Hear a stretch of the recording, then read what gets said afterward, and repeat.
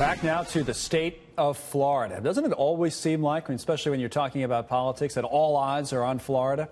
In this case, the governor's race. We'll be talking about that as the president kicks off an 8-state campaign blitz with a rally in the state of Florida this evening. He's trying to help the Florida gubernatorial candidate Ron DeSantis get over the top. I want to point out before we welcome in Congressman DeSantis, we've reached out to his opponent in the race, Andrew Gillum, the mayor, and we've been in touch with his campaign, and there's a possibility of a future interview that might be with Neil here in the coming days. Just wanted to point that out. Congressman, welcome to the show, and boy, a lot of issues to talk through. This is 6 days out, right? And we know how close Florida always is. The polls tell us it's this close this time around. How do you close it out? What's the most important factor for you here in the next week? A lot of it is going to be just continuing to do what we're doing on the ground. We are having a very good turnout with Republicans. You know, we've had, I think, over 3 million people vote in Florida already between mail-in ballots and early voting. Republicans are leading that by 2 percentage points. So we want to make sure our Republican voters in particular are coming out. That's just blocking and tackling. And then as the larger issues, to me, it's about, do you want to continue Florida's momentum, particularly our economic momentum? That's what I will do. I will build off the success we've had. I think we have a historic opportunity to capitalize off our good economic climate and low tax climate. My opponent wants to raise tax 40%. That would derail our economic momentum, and that would mean less jobs and less opportunity for people. So I think most Floridians understand that we want to build off the success. We don't want to go in a radically different direction. What I've noticed, Congressman, in covering national politics or in covering races as a general statement, that immigration has been the big issue for Republican voters. We've seen some data to suggest that, and health care for Democrats. And I've been surprised in speaking to Republicans, either strategists or candidates, that the economy's not talked about more. But you are focusing on it. Are you seeing any issue with that resonating with voters, or are they responding to that?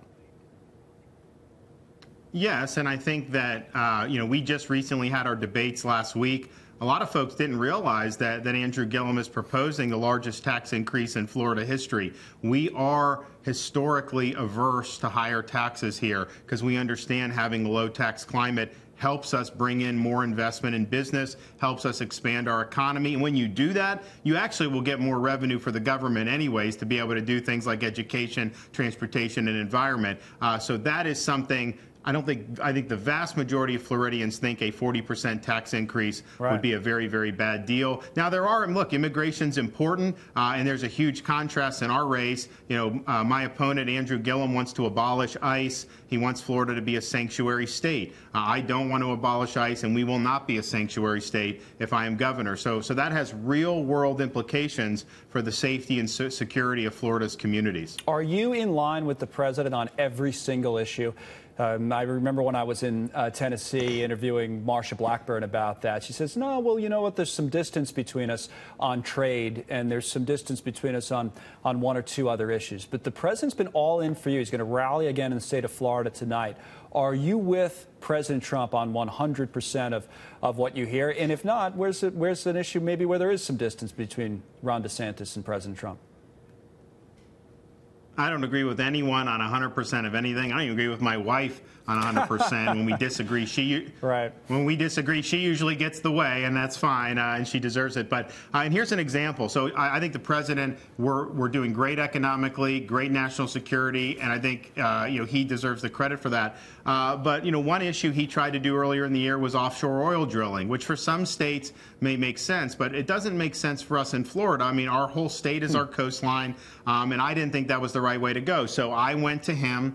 Governor Scott went to him, and we said, look, Florida needs to have an exception for this. And you know what? He listened to us, and Florida got the exception. And so I feel that if you disagree, do it constructively and try to figure out how you can move the ball forward. That's exactly what we did with offshore drilling. And then there are some times where we disagree that, some of the trade stuff, I wasn't sure I was going to work out. Look, I think he's actually delivered some benefits, and I think he deserves credit for that. The big omnibus spending bill, I asked him to veto it. He thought about vetoing it, then he decided to sign it. So that's just the way the cookie crumbles. But, at the end of the day, I think we're clearly better off today, than we were a couple years ago in terms of economic opportunity. Interesting. Sometimes it works one way, sometimes it works the other way.